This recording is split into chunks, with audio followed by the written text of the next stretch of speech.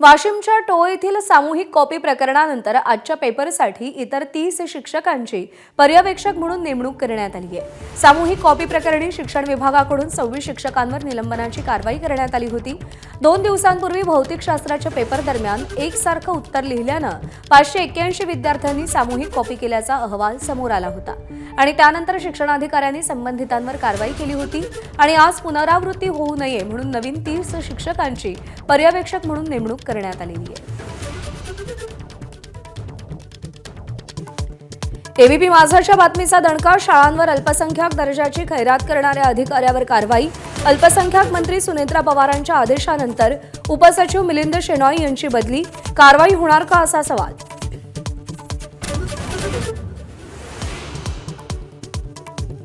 इंदापूरच्या भिगवणमध्ये आई आणि भावाच्या डोळ्या देखत तरुणीचं अपहरण, दोघांच्या डोळ्यात चटणी फेकली, भिगवण पोलिसात गुन्हा दाखल। तर घटनेच्या निषेधार्थ आज भिगवण शहर बंद।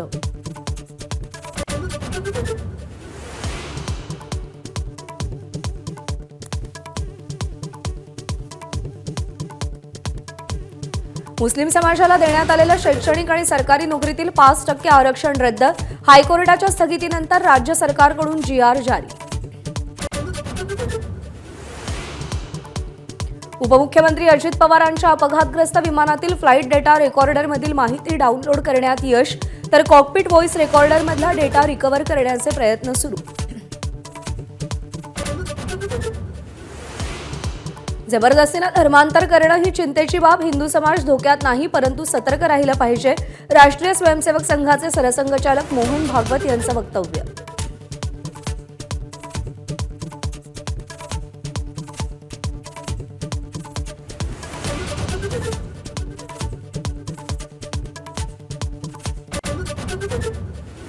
सोळा वर्षाखालील मुलामुलींना सोशल मीडिया बंदीची शक्यता, केंद्र सरकार नवा नियम आणणार, सोशल मीडिया कंपन्यांशी सरकारची चर्चा।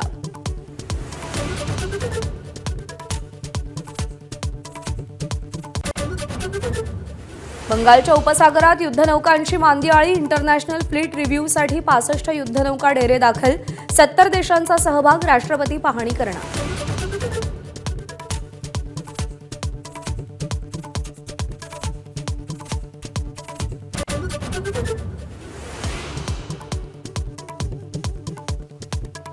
T20 विश्वचषकाच्या साखळी फेरीत आज भारत आणि नेदरलँड्स यांच्यात सामना।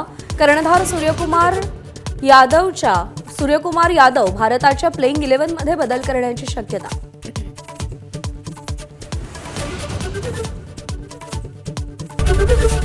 एबीपी माझा, उघडा डोळे बघा नीट।